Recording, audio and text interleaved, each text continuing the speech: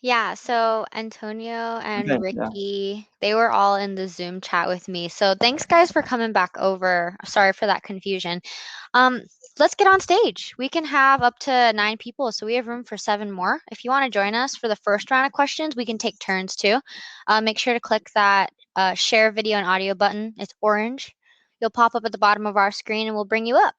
It's in the top right screen, top right hand side of your screen. We'd love to just get chatting. We have some cool questions to ask you and get everybody. There we Awesome. go. We Antonio, got you are Antonio. brave. Thanks for Come on, joining man. us. Ricky, what about you? Did you make it back okay? I think you're here. Antonio made it. Natalie, Hello. Hey, man. Natalie, thanks so much for joining us. We have Franny, Maya, Daniel, and Alexander. If any of you guys want to join, we have room. Mm-hmm. Hey, Franny. Yeah, you can click the share video audio button in the top right. Yeah. And then I guess while we kind of wait for you guys to head up here, we can start with some fun questions. And if you guys are kind of like, okay, this isn't as scary as I thought, and you want to join us halfway through, be sure to click that button and we can go ahead and bring you up. Mm. Alrighty. So the first question we had, Antonio, and we'd love to hear your thoughts on it, but we wanted to know, why do you in particular want to build a startup? Or in Hey. general, why are you interested in entrepreneurship? I think the main thing for me personally is the aspect of having more freedom over what you do in your work, how you focus your energy, like making the change that you want to make in the world and not having someone else tell you what change to make. That's the main attractive part of it to me, I would say. Yeah, definitely. That's a really good point. I think one of the caveats is that you might way busier than someone who works a 9 to 5, but the amount of freedom and control you have is Mhm. completely up to you. Some people might find that pressure scary, but also people find that free. So that's really awesome to hear that perspective. Franny, what about you? Why are you interested in entrepreneurship? Um, oh, can you guys hear me? Yeah, yeah. Awesome. I was like, I found like a pattern in every job that I worked that I would always go above and beyond no matter how much I was getting paid or like what's in it for me. Like I just love the experience and like carrying a team. So I realized that if I'm going to put in that much work into something, I might as well be the one to benefit from it. And then I realized that, like, when I want to benefit from something, it always ends up being like other people benefit from it. So I went this route because now I get to benefit from it, but like, so does the rest of the world. Love that. And I love that holistic point of view of you want to help people, but you want to help people in the way that you want to, which I totally understand. Do you know how you want to help people, Franny? Like, is there a specific industry you're interested in? Yes, actually, I'm working on a startup right now. It's called Plate Beacon.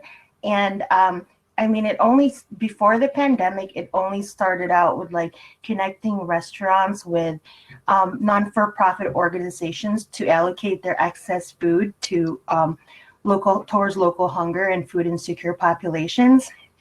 But like I've met with investors who like gave me more pointers and it's like evolved since. So we're not just going to be bad. Like it's kind of like the pandemic gave us a chance to really pivot a whole lot, but like in a very expansive way. So I'm just really excited for it to be more than what it used to be. That's such an amazing story. And now more than ever, do people need food safety? I mean, I don't know if you guys remember watching the news, I think like half a year ago or so, but people were lining up at food shelters, people who have never expected to have to do that before. So even more now than ever, that industry is prevalent. Mm-hmm. I agree. Welcome, Natalie. Thank you for joining us. So I guess I'll redirect that question to you. What brought you into entrepreneurship? Why do you want to join that space? Um, so I'd always planned originally, since a young age to be to own my own practice, right? So I started out in clinical psychology to be a therapist, and that just, I mean, literally, like since I was 10 years old, I said, "Oh, I want to be a therapist," and perhaps because I only knew about private practices, that's the only way I thought that could be done. And I said, "I'm in," and my field has changed a bit since then. Um, I I have a lifestyle business now, so I'm not so much focused on a startup, but I have a lifestyle business. It's really about being able to do the things I want to do without having to prove to someone else that I can do them, or work on really creative, really interesting problems without having to convince someone that they're worth solving. So it sounds contradictory because, yeah, when you own a business, you go from one boss to 1,000 bosses, right? But what happens there is you can say, I solve these kinds of problems, and you make up this crazy, interesting problem that you think is really fascinating, and then people flock to you, right? And so you don't have to wait for those people to tell you what kind of problems to work on. So it takes a little patience. You need to have the cushion to be able to wait for those people to flock to you or find ways to speak to your crowd. But there, you don't have to say, well, I can only do these really boring things that people put in front of me. And I'm all about finding really interesting, unique, creative issues to jump into. So that's my interest. And while I'm not focused on my business right now, that's what keeps it running in the background. So I switch from either doing full-time my business, or working a job in business's background, but it's been there for a long time. So it's just fun for me. Yeah, awesome. Thank you for sharing. One thing you said that I thought was really interesting was when you move from maybe like a corporate job to entrepreneurship, you go from having one boss to like 1,000 bosses. Were you referring to like your customer base is now what's dictating like where you head with your business, or what did you mean by that? Because so, you know, I teach as well, and I get students who are like, "Oh, I want to be a business owner," and I was like, "That's not a thing. Like, what do you want to do? Like, business owner is not it's not really a title, right?" And when I talk to folks about why, so I used to do like management consulting, and I talk to people about why do you want to do this? Why do you want to work for yourself? And they say things like, I don't want anybody to be the boss of me. It's like, absolutely not. That's not a good reason. Um, because every potential customer is your boss, and you have to make decisions about who you take on as a customer. And some customers are not good customers, and some customers shouldn't be your customers. And you have to be able to eat that when you lose out on that business, right? So you either have to adapt to what your customers are asking for, or build yourself a cushion to say, no, that's not the right way for me to adapt. That's not the right person for me to serve. And I have to deal with the consequences of not getting their money. So and all of you've had who have had jobs before, like, this, like, you've met at least one customer where you wish your manager told them to take a hike, and they didn't because they needed that that income, Yeah. right? And so, I tell people, don't think about it as being all by your lonesome and you call all the shots. What's happening is you're flipping the script, and you need to be more careful and more thoughtful Yeah. about what you put out in the world, and also willing to deal with the consequences, which is a good thing. Like, Yeah, there are types of definitely. people I don't serve, and that's okay, but I know that, and I'm prepared for it. So Yeah, I think what you said is perfectly related to kind of the topic of today, discovering the perfect partner. I think the first step before you even go out and find a partner is making sure you're in the space for the right reason, and then making sure your partner, your potential partner, is in the space for the right reason. And exactly what you said, Natalie, if that's your reason, you want to be your own boss and stuff, that's an often misconception that people have about entrepreneurship. It's the easier route, or it's, more of the route where you don't have as many rules and things like that. But in a way, you almost have 1,000 1,000 more rules you have to follow, 1,000 more bosses you have to listen to.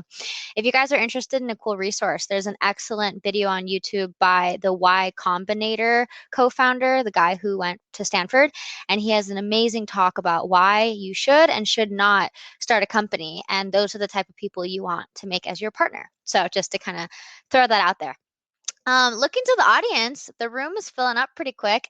It's nice to see some familiar faces. Etik, Amaya, Brian, I think Imayan, I'm not sure if I'm pronouncing that correctly. Jessica, if you guys want to join us, we have room. We have around 4 more spots on stage that we could totally bring you up. Ricky, you as well. If you guys want to join us, you can click that little orange button on the top right of our screen. It might be above my head. It might be above Jack's head. But if you click that, we can bring you on stage and you can chit chat with us and answer these co-founder questions, we like to call it. If not, you can always answer them in the chat too. Oh, Antonio says, do it, Etik. Got some peer pressure going on there. Etik, I think you should too. I think Antonio is totally right. Let's go. Antonio is the bravest one. He got up here first. So, gotta follow by design. You found the video. Perfect. That's exactly, yep, the video I was talking about is such a good one. I watched that the other day and sent it to a couple friends. Alrighty, let's move on to the next co-founder question. And then also, Jack, I don't know if you have the doc open, but if you want to take a couple too, by all means. I guess, so the second one is, what are your strengths and superpowers? So if you were to pick 1 or 2 things that you bring to the table, you want to let us know, if you were to pick me as a partner, these are the benefits I would bring. What would those be? Antonio, we can start with you. What are your strengths and superpowers? I'm not really sure I have a great answer for this one, honestly. I don't know. I went to I participated in a Strength Finder workshop that U of I hosts, and so I can tell you like some of my categories. But I guess based off those, I remember that my #1 category was something called like intellectual. So I guess a major strength I have is just I am very interested in learning. I'm very interested in new knowledge about learning how to do new things, about looking at the world differently. And so I guess that can be a strength for sure, but like anything, it probably also comes with drawbacks. Maybe like not maintaining enough focus because I'm always looking to learn new things. Maybe I don't stick with things for long enough, something like that. But yeah, I guess that would be what would come to mind. That is a superpower for sure. I was actually listening to a podcast the other day and someone, I forgot exactly who was talking at the time, but they talked about that, how just being able and also having curiosity to learn is becoming more valuable because less and less are we looking for workers, but we're looking for innovators. So Antonio, I think that's a huge strength. I don't know about everyone else here, but I would definitely want to add you to my team for sure. Awesome. What StrengthsFinder test did you use in that workshop? Can you drop that link into the chat? I'd be curious to do that.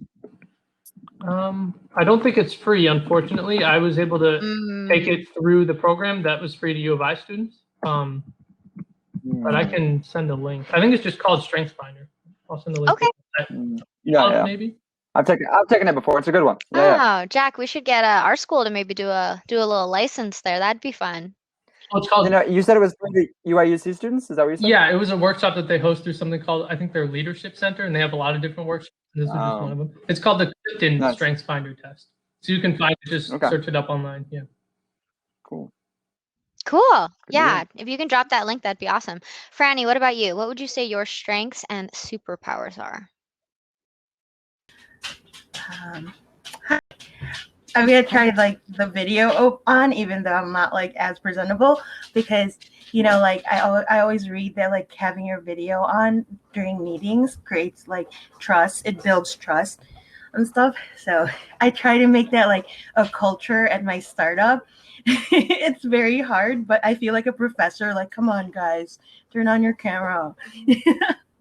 Okay, so I don't know if this counts as like a strength thing, but like in high school and then in like at the job where I worked and in college, they like had us take the Myers-Briggs. So like mine never really fluctuated. it was always INTJ. And then like, but the I and the E, the introvert extrovert, was like 50-50. So I knew that going into like a lot of things as I was growing up. Um, so then like keeping that in mind, I also like did like a seminar, and they did it through it's called like the VA Institute. I'll send a link on there, but it says that my top strength was curiosity, which was like pretty much aligned with like what the Myers-Briggs says. So like I'm just a problem solver in like a really like creative way, and like even if something's like working just fine, I can't help but just be like, but why? You know? So even more so when it's something, it's a system that's flawed, then I definitely like will find something. And it could be like it could be in any industry, you know? So then like I incorporated that with my studies. Like I went into political science. I thought I would be a lawyer. And now I'll be graduating with interdisciplinary studies, which literally means you could take any upper level course from any major, as long as you could justify like to your counselor, like, why does your schedule look aimless? But but you know, the school realizes, oh, Franny's not aimless. Like she has this startup. Every class she's taking, from computer science to graphic design to business courses, like every class she takes, it has something to do with her startup. Like she's gonna do something with this seeming aimlessness. But that's what curiosity does. And if curiosity is your strength, you will seem aimless to those that are not as curious. So I'm gonna turn off now because my dog's going crazy. But that's my answer. What a quote! I like that ending. The like I can't quote it, but it was like the curiosity thing. That was really cool to just hear that. Can I butt in with something here? Go ahead. It's really funny you should say that, because my favorite quote of all time is J.R.R. Tolkien quote. He says, "Not all who wander are lost," and I love that quote so much that I actually have it hanging on the door of my like dorm room. So yeah, I agree 100%.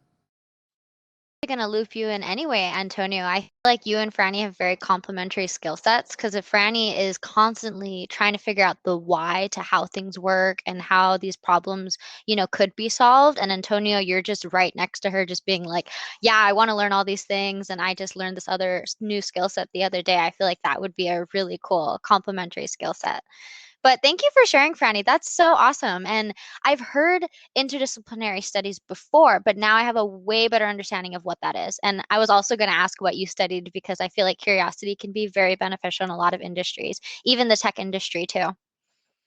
I just want to like, I mean, I know that like a lot of people here are college students, and I just wanted to like plug that they tend to undersell interdisciplinary studies. I just don't think that schools are doing it properly, but like that's another like chapter. So people should look into it as my plug. No worries. Yeah, thank you for Cool. sharing. I guess before we go to Natalie, hello, Alexander. Do you wanna say hi?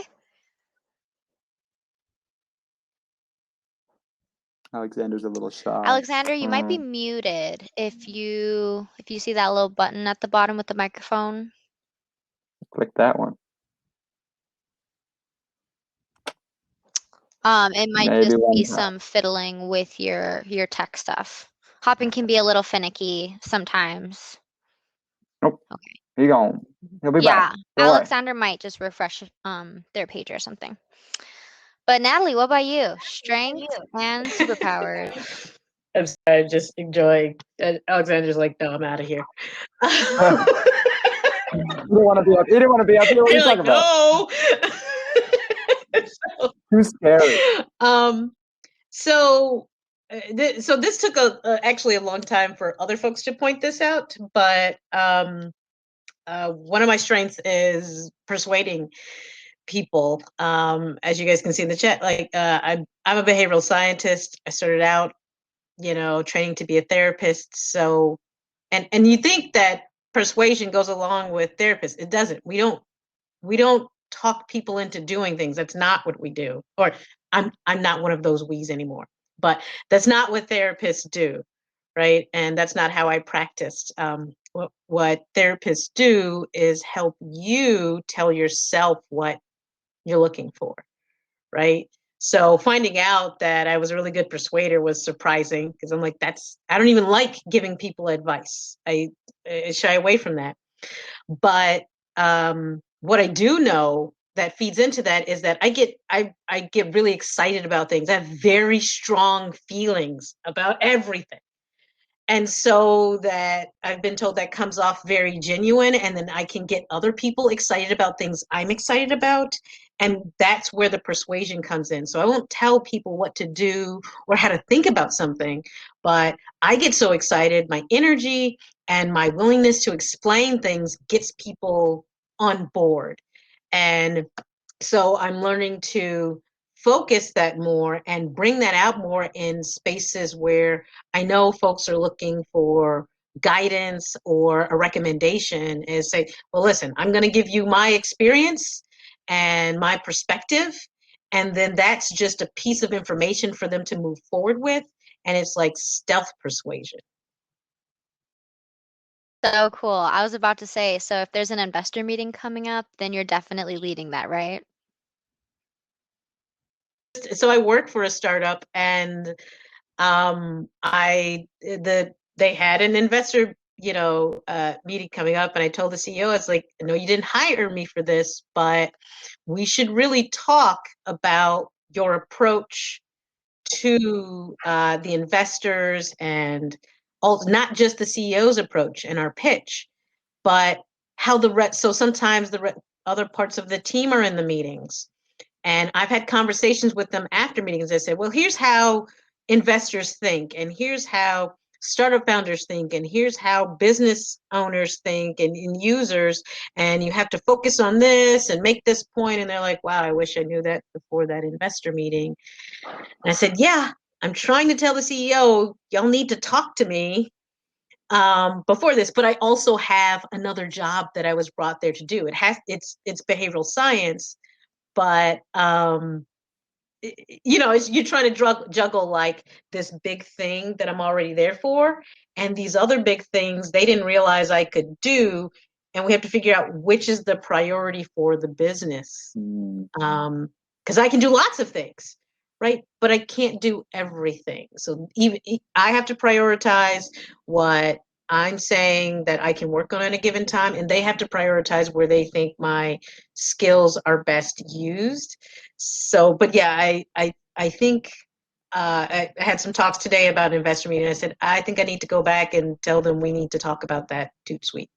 It's good stuff. Yeah, I think if anybody needs any investor advice, just hit her up. Just to put this out there, while we're doing this event, and some things. Okay with that, I guess. Yeah, come on. Maybe not. I don't know. Whatever she's okay with, I guess. Shameless plug. I'm okay. That's fine. There you go. I don't know. I'm just throwing it out there. There's a people chat on the right side. If you want to individually message anybody up here on the screen, or if you see somebody that you guys can individually message each other. You can get chatting. You can swap contact information, whatever you want. That's kind of what this event is for. But that's awesome to hear, Natalie. Just that you can really be there in your experience and what you've done already, and show people, like you said, like, oh, I wish I knew this, and then after you do it, but why don't you know it before you do it? So it's good to teach people those things before they get into trouble or wish and regret that they didn't know beforehand. Yeah, and just to go off of what Jack said, today is kind of like there's like a two-part reason for why we have this event. The first part is to, one, meet new people and possibly meet different types of people, so you can get a sense of, this is my goal when starting a company, or if I'm even thinking of starting something, who do I need to find? What's the type of person that complements me?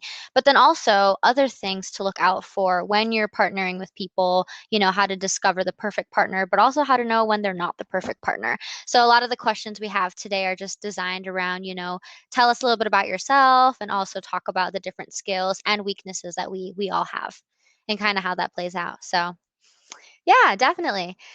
We have a couple new people. I just want to say hi to them. I think who did we have that came in? We have Miss Mary Jones and Rob and a couple other people. So we just want to say hello. If you would like to join us, we still have 4 spots available on screen. We max out at 9. So if you guys want to join us and answer a couple questions, you can come up.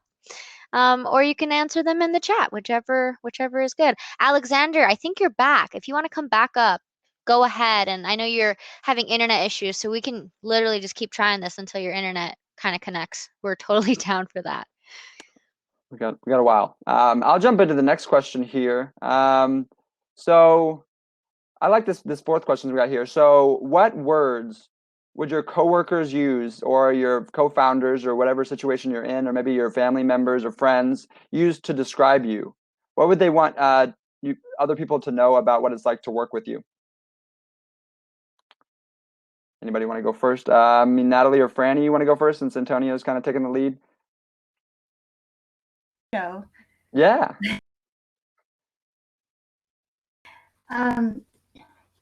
So like I worked at California Pizza Kitchen for like almost a decade. I just like didn't mean to, but like I just really love the culture there. And like it came down to a point where like whenever there were new people that I was training, but then like the days that I wasn't training them, but they see me like around the stores, I'll just be like doing stuff, like whatever, like stuff. And like trainees would ask like, oh, what's Franny doing today? Is she going to train us today? And then like my coworkers would say, oh, like the thing about Franny is as long as people aren't dying or there's like no blood on the floor, she just like does what she wants, but really what that means is that they like, I really felt like my team like trusted me, that anything that I was doing was for the team anyways. So I was kind of like, I felt really untouchable, but not in like a like power, but more like a like, wow, like I'm very humbled by this. Like I won't let you guys down. So I think that's good. Having the right motivations for what you're doing is always great, and to really be a team player and still have the skill set to complete any task, but not feel like you. I mean, you're just like Superman and can do everything, but the things you are doing are for the right reasons, and you're really doing it for the team. So that's really awesome to have that sort of skill set. Thanks for sharing. Yeah, I also want to add that like they trusted, and I feel like that's such a huge part when you're working on a team. So that's awesome. Really great to hear. Rob. Yeah, but I mean, like, I think the downside of that, though, I don't know if we're like going that far, is that people like that tend to have to learn to ask for help, which is something that like I had to learn. So like I finally learned that. So cool. Oh, that's good. So, that's good. I mean, definitely something I think I've struggled with all the time is that when you have those skill sets, sometimes you're like I think Natalie mentioned it earlier, but you could try to do everything, but you can do most things, but you can't do everything. So it's just like you need that help, right? So, welcome, Rob. Thanks for sharing. Yes. Join instead of just listening. Yeah, just lurking. Yeah, good word for it. Swimming. So nice to have you. I'll just throw it over to you now. Just put you on the spot. Sure. As that question that I just asked everyone, and Franny just answered, kind of, what would your coworkers use to describe you? What words? What things stand out? Anything? Intense. They might not use the word resolute, but that's I actually, my screensaver, that's actually, you can put words on it. That's actually one of the words I put on there just to remind myself to stay focused and keep moving forward. Don't let I pivot a lot in my startup, and I pivoted quite a bit actually, and so just don't let things get in your way. And but intense is certainly would be a description, but yeah, that's probably when I want to learn something, I'm very intense. Like, I'll give you an example here. I started learning the piano a month ago, and I'm at the intermediate level already. And just because kind of like a software, the agile method from software, yes. You iterate quickly. And I'm not afraid to fail, and keep going. And so startup is the startup is like that as well. If I figure out something that I want to do and it doesn't work right, then iterate quickly and very, very, very, very quickly. And so intense. That's what I meant by that. And so it helps with building prototypes. And anyway, I don't want to hog the. That's good. And no worries. No, we like hearing from everybody here. Franny put a good thing in the chat. Agile method is not for the non-intense. It's very true. You have to kind of have that mindset in order to really stick through the agile method. Do you want to explain just to the audience here or the other people what your startup is or anything like that? It's still in stealth mode, but I will say though that just because I'm working on IP right now, I've got no worries. Yeah. a whole bunch of stuff over here that I'm getting ready to file multiple patents on. But it's in the data center space, and so it's some manufacturing, engineering, and then of course service as well. So it's pretty fun and exciting. It's can't really say a lot more than that at the moment. No worries, man. Excited that you can share something and that you're going for it, and we're excited to see it once it comes out. So thank you. That's great, man. All right, let's say Antonio, Natalie, either of you want to share about the ways that other people would describe you? I wish I could send you guys a picture or something, but it's really weird that the word intense keeps getting brought up, because I was writing down some things, and that's one of the 3 things I wrote down about myself. I think people people who've done homework with me, or people I've worked with, have definitely said that I'm very focused and very intense. It usually tends to be when I'm passionate about something. If it's something I don't really want to be doing, then my mind wanders pretty easily, I would say. Another thing I think is that I'm a very good listener, whether it's in the context of working or outside of working. And then a third thing I wrote down was reliable, just because, if I schedule time for something, or I say I'm going to do something, I 100% of the time do. I'm not a flaky person at all. No, that's a key fact that you need, or a key factor you need in a co-founder right there. Just to have somebody that's always just willing to just to come and be on time to everything. Sometimes, there's always people that say they are, but you got to just really follow through on that. So, the flip side of that, though, is that people have to be willing to hear no sometimes, because if you're really going to be present for everything, you have to be really good at organizing and scheduling and saying no. So that's another aspect. That's so true. I don't know about Katya, but I know we've talked about it before. But it's finding the balance between saying yes because you want to be there for people and your schedule allows it, right? There's always I can make time for it, or there's always something like that of I can move things. But it's actually having the structure in your schedule and being no, that's something that's self-care, like going to the gym, or these things that really matter. And saying no is really key to finding yourself and really what works for you. So thanks for sharing that. All right, Natalie, what you got? I got a humble brag. So one of my teammates, I'm a know-it-all, and I'm super proud of that. And all right. Yeah, you don't even know. When I was a kid, my husband laughs at this, but I'm not exaggerating when I say when I was a kid, before I decided to be a therapist at 10, my goal was to be a child genius.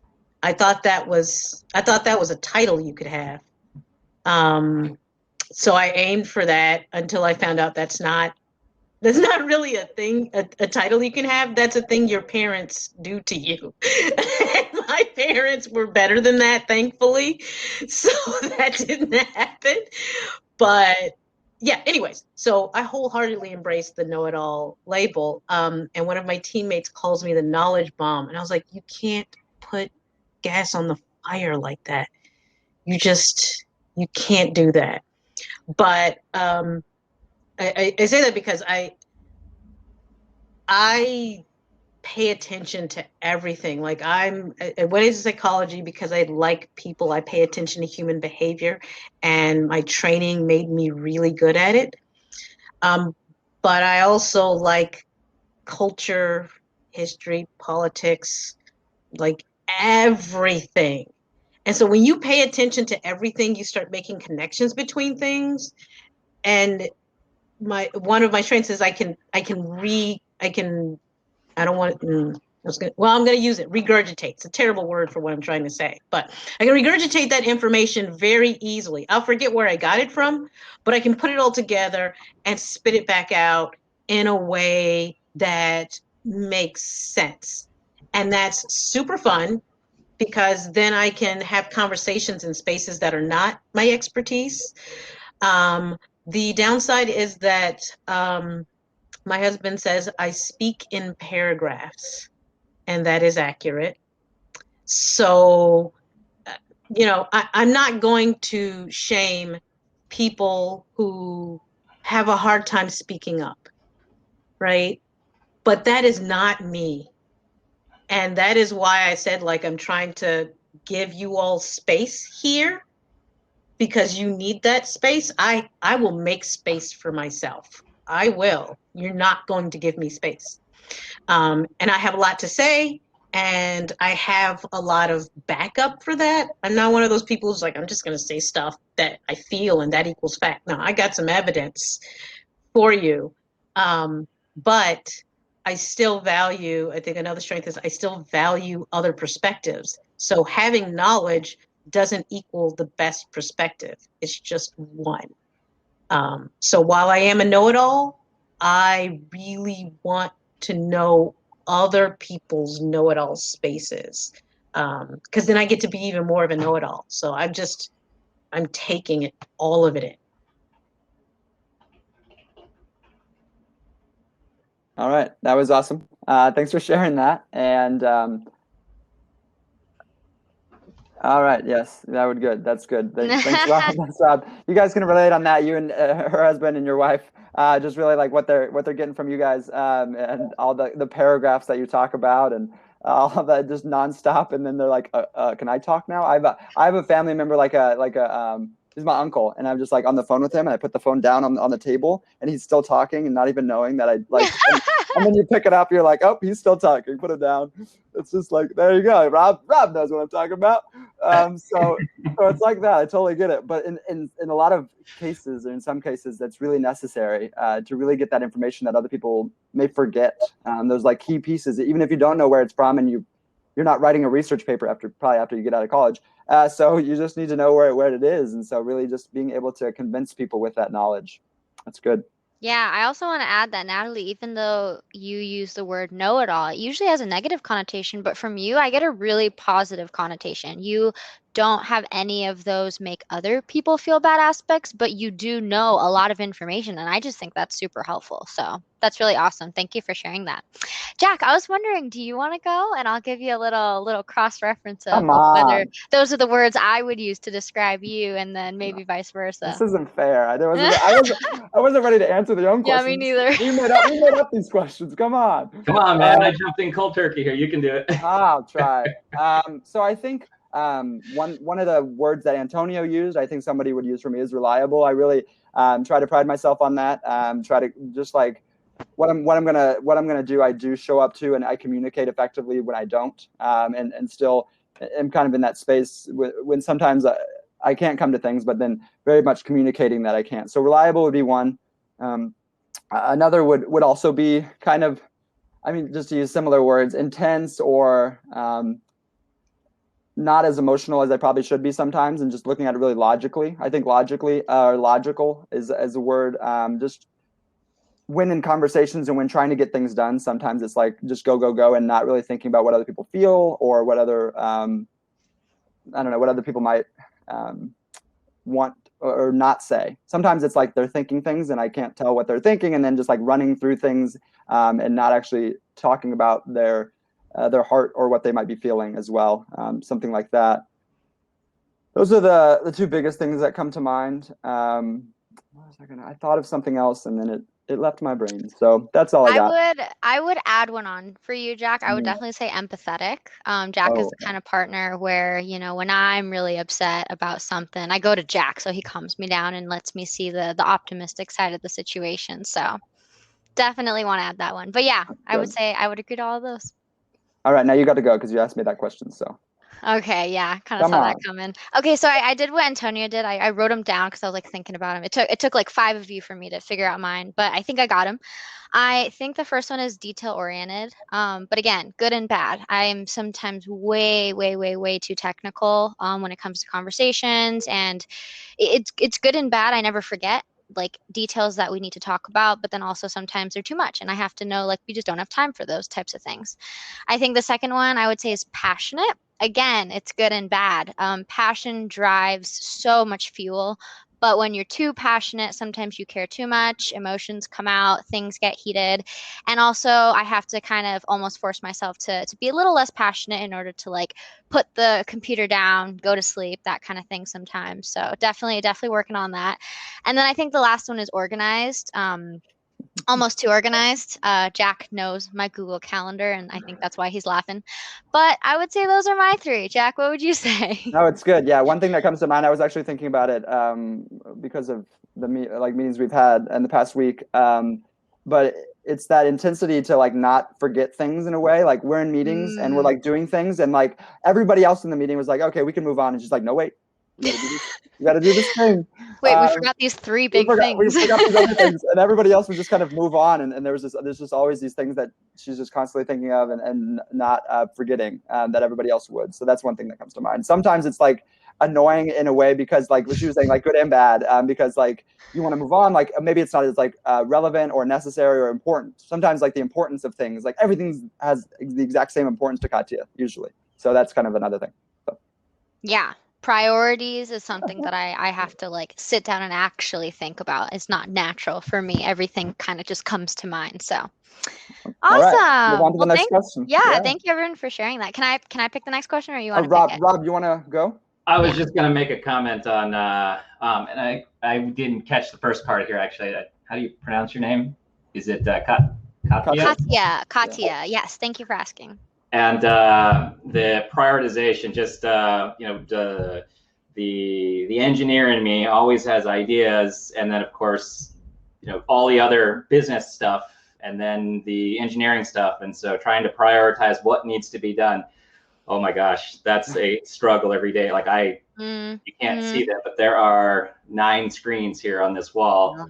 And one of them, its purpose is just to put an Eisenhower board, just so I can prioritize what I'm doing each day, because that became such a problem because I had so many things that I wanted to do, and I just eventually like, you know what, I need a digital way to keep track of this. So now I can go on my phone. It's right there, and it's just it helps so much. No, that's a really good point you bring up. I was at a Chicago Startup Week event yesterday run by our friend Rithwik. He's a product manager at Oracle. And he was talking about a software model called the Moscow method. It's like must have, should have, could have, won't have. And even though it's for software, I was like, I should do that with my life. Like I should think about what must I do? What should I do? What can I do? And I'm just not going to do that day.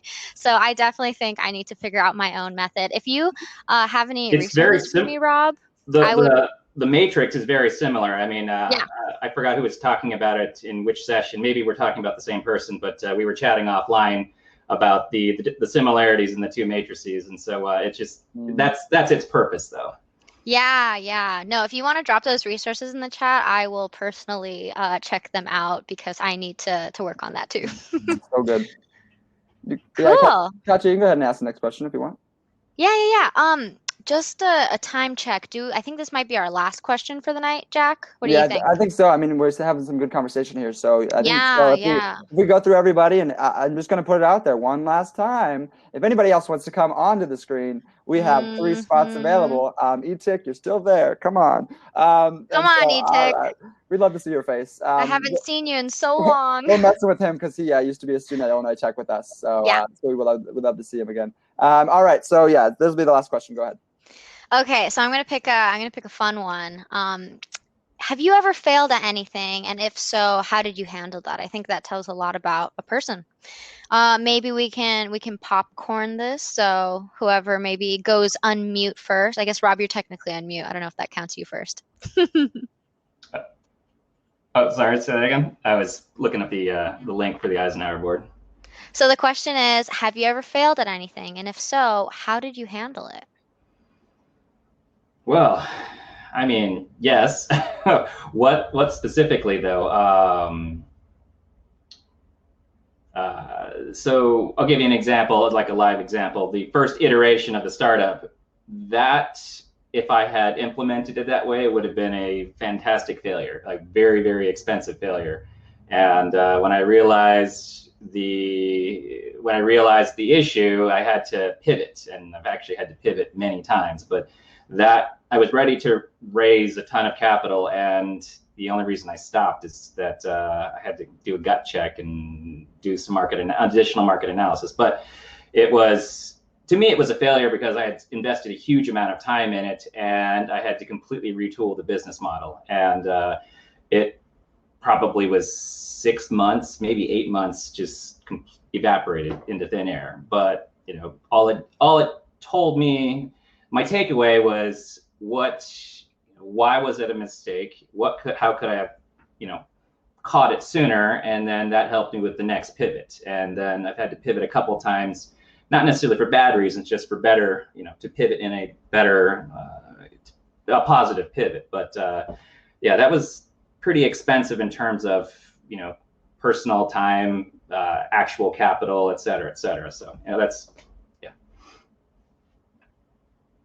Definitely. I guess I'm just curious for a follow-up. I mean, what conclusion did you come to? Like, was there anything about yourself that you realized, or what was kind of that takeaway? A little bit of confirmation bias. That's, I'm gonna be honest there. And part of it was not,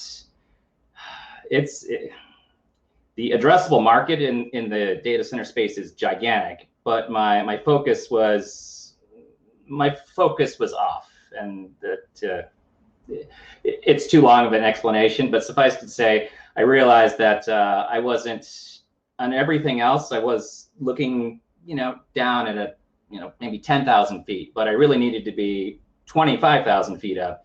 And once I moved to a new altitude, I realized that my old scope was wrong, and some of my concerns in the market concerns came to be. And then I realized that if I dodged a bullet, basically, is what I'm saying. But it was just a matter of being self-aware. And actually, when Natalie, the behavioral psychology, that's something that my wife and I had discussed, and just trying to figure out myself and not just other people, because my day job's been in sales for a while, but I also have a technical background. And behavioral psychology is super interesting because it helps me understand other people, but also myself. And, why am I making these decisions? And that's actually helped a lot. Anyway, that's why some of the things that Natalie says is very interesting to me, just because that's something I've been interested in. My wife is a kindergarten teacher, and she has a lot of behavioral psychology classes, and she hands books to me occasionally too. She's like, you should read this. And Thank you so much for sharing that. We appreciate it. Speaking of Etik, thank you for finally joining us. No pressure whatsoever. Too much peer pressure. Yeah, we totally pressured you. Well, don't worry. We're gonna go around the room, and then you can answer it last if you want. So you can feel free to keep working on homework if you are. Okay. Okay, who wants to answer that next? The question was, which Rob answered wonderfully, is have you ever failed? And if so, I guess what did that teach you about yourself? How did you respond? I'm down for this. Okay, so now that you guys know what I've dedicated my life work to be about, it probably wouldn't make any sense that I failed a course last semester. No, it was right before pandemic, so I couldn't be like, oh, but it was the pandemic. There was no pandemic, and I failed it, and the course was literally called Hunger and Homelessness. So I didn't feel defeated, just because I felt very secure about what I already know about the subject. It was more so the moment of my life where I learned where just because you know how to do a lot of things doesn't mean you need to be leading a lot of things. It was a matter of it was a matter on the startup, and being involved in so many student organizations, because I love to network, and So, and then there's class, but I always felt like everything I learned is from like being around campus and like doing extracurricular curricular activities, and especially working on the startup. And I barely ever feel like I learn anything in the classroom, but like I have to go because I'm enrolled. So really, like I failed because of the attendance. I failed because of the attendance because, you know, there's that rule where you don't, if you don't go for like the third time, they'll drop your grade in like a whole amount.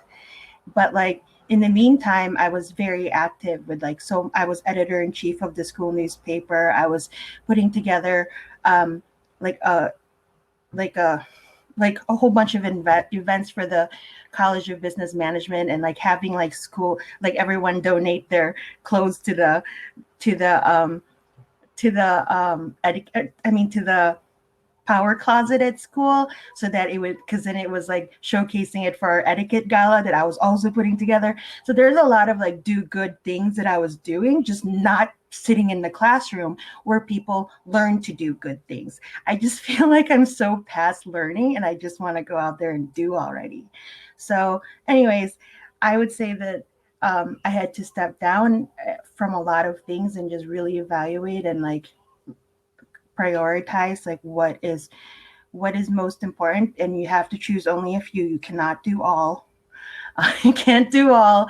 um, and then just accept defeat when you are defeated. You know, just you just gotta laugh about it. I know I'm like laughing about it. I honestly didn't cry about it, and I felt a little guilty, like, oh my gosh, I'm like taking my education for granted. But like I still haven't cried to this day, but because I just can't help but laugh about it. Like the one subject that I failed miserably is like the one subject that is going to be my life's work that I'm working on. So it'll just be a cool anecdote later down the road anyways.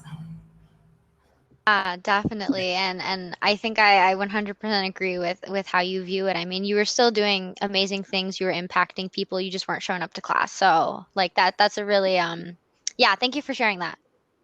You're welcome. Appreciate it. Awesome. Natalie, you want to go? Yeah, I'm going to trump your answer, Franny.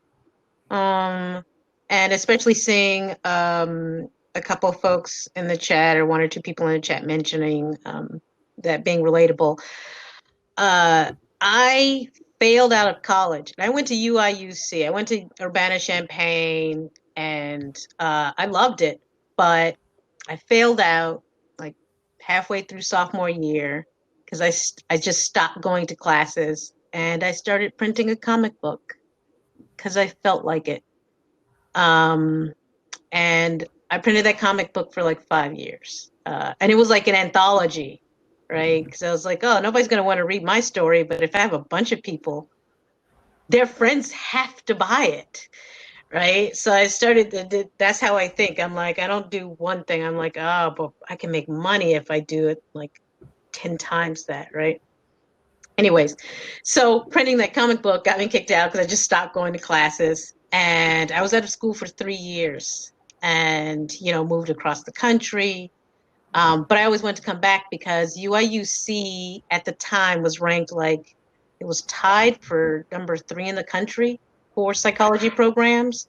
And so I was like, I can't find a better program than that. So I worked hard to get back in and finish. But that in my record made it hard to get into graduate school. So I was told no by a lot of schools trying to get into a PhD program. Um, but I knew what I wanted. Like when I got kicked out of school, it wasn't because I didn't like my program. It wasn't because I didn't like school. I love school. Did you remember the child genius part, right? Love school, love my program. I just cared more about something else. So I went back and I worked real hard. And when I kept getting turned down for graduate school, I was like, no, I'm going to graduate school. I'll just better my application and try again. So I had to apply to graduate school 3 times across like 5 different years. And on the third time, got in, and not to a safety school because I don't believe in safety schools. A safety school is a place you don't want to go. Why go through all that hard work to be disappointed when you get the acceptance letter. So I still kept my standards high, but just said I have to work harder, change my focus, get different experiences. Third try, I got into a PhD program, and today I have a PhD. So the point is that if you really want something, failure is not the last stop. You just have to pivot and try a different way, talk to some different people, look at the problem differently, whatever. Like there's a lot of barriers. I'm a Black woman, lots of business going on, right? But racism and sexism won't disappear tomorrow. I don't have time to wait for that. So, people say you shouldn't have to work harder. No, I shouldn't. But sometimes, like, do you want that thing? Okay, let's just go get that doggone thing. And that's my focus. And I can talk later and yell at people to make the world a better place. But right now, I have somewhere I want to go. And I've learned that not with consent, not with sexual consent, but everywhere outside of that, sometimes a no is a no. And if it's not a no, then I'm going to turn that into a yes, because you are not going to stop me from where I want to go. So that's how I see failure. Like, I talked my way back into school. Like, they originally told me no. And I was like, is that a policy or is that your opinion? And it was just their opinion. I was like, oh, I can change that, right? So that's how you have to look at things. Failure is temporary. You just try again, try someone else, try a different way, whatever. And you can call it stubbornness, you can call it perseverance. It doesn't matter what you call it, just do it. Just do it. Is invaluable. There were so many parts of that I just loved and will forever save as a memory. Thank you so much for sharing that. No. So good. I really appreciate that. Thank you. Thank you for sharing. Just because we are, running late on time, and I want to respect everyone's time here. Antonio, do you wanna top us off, and then we'll just hand it to Itik to say hi if he wants to say hi at the end. But Antonio, when was the time that you failed? I'm not really sure what I can follow that with. I haven't even, I'm only 19 years old. I haven't had a whole load of life experience, so I can't really talk about anything that dramatic. I guess you could look at one failure as just not getting into some of the schools I wanted to, some of the big name schools I wanted to get into, but it made me very sad at first, but it didn't take long for me to realize that the school I'm going to is, it has everything I could ever need. And it also made me realize that really your education is way more about you and what you choose to do and how you spend your time than what school you're at. I feel like most schools, especially in our country, are up to a standard where you can get what you need out of it. So yeah, that's just a failure that I guess I learned from, but I don't even think of it as that huge of a failure because it ended up being very positive for me. Thank you for sharing. I think a lot of students can relate. The college application process is something that's just whole nother topic there. But Antonio, I just kind of summarizing what you're saying. At the time, it might have felt like a failure, but when you look back on it, did you kind of make the most of that experience? That's what I'm saying. Awesome. Awesome. Thank you for sharing. Alrighty. Well, thank you guys so much. This has been the most fascinating and interactive conversation I think I've had all week. This has just been such a highlight. Thank you guys for coming up here, you brave souls, sharing your video and your failures and your hearts out to strangers up here. We appreciate it. Itik, do you want to say any inspirational last words all the way from Baltimore, Maryland at Johns Hopkins University? Let me think of something. Let me think of something super inspirational right now. Good luck. Okay, I'll come up with something. So actually, like one thing that I take it with me, like every time I think about opening something or like starting something or whatever, is that like you can fail a lot of times and like you learn, but like if you find one way to make it work, like you're done. You're good, and you succeeded. That's it. Thank you. All right. And that's your Words, TED talk right there. words from the man. That's all you need. No, That's good stuff. definitely. Yeah, just reiterating what Etik said. Etik's the type of person that freshman year, you know, we'd be in chemistry and he'd be drawing something. And I'm like, what are you drawing? And he's like, oh, it's this new like skateboard waveboard thing that I'm inventing. Like that's the type of guy Etik is. So, you know, Etik every Exposing it, year, actually. yeah, every semester even, you have some cool new invention that you're doodling in your notebook that you're building on the side or something. So I can't wait till you make that break one day, Etik, and then I'm gonna be like, I knew that guy in college. So just get ready for that. Don't forget us when you're famous. Yes. All right. Well, thanks everyone for coming. Sorry, the person that asked to join the video and audio. We are ending the session right now, so unfortunately you won't be able to. But some announcements before we leave. We're going to have the next session at 7 o'clock. It's called Behind the Art, kind of the connection between art and entrepreneurship and technology. So it's going to be really cool hearing from some local artists in the city of Chicago. So definitely check that out. One other thing is, if you enjoyed this session or if you've enjoyed the other sessions, definitely tell other friends about it. Go on Instagram, just post about it and just let everybody know, because we would love to just get this out there. It's a free event, so just the more people that can come, the better. And then finally, there is something that's open right now as well. If you're looking for help on a website that you're creating for your startup, we do have this company called Gokyo Solutions in our company booths right now. If you wanted to go over there and check it out, you can do that as well. They have a rep over there right now if you're looking for any help with your website making. So that's about wraps up this time. If anybody has any questions, like we said at the beginning, please connect offline, get people's information, and find your co-founder. So thanks for joining us. Thank you. Thank you guys so much. I'm personally going to head off now, but if you ever need to contact us, you can always email us at chaistartupweek@gmail.com. I'm going to drop that really quick just in case you're like, hey, there was some really cool person at that one event that one time. Do you remember who that was? We probably do, because we have all this data documented somewhere. So just hit us up and we can connect even outside of Boom. Chicago Startup Week. Thanks, good night. everyone. Good night. Bye.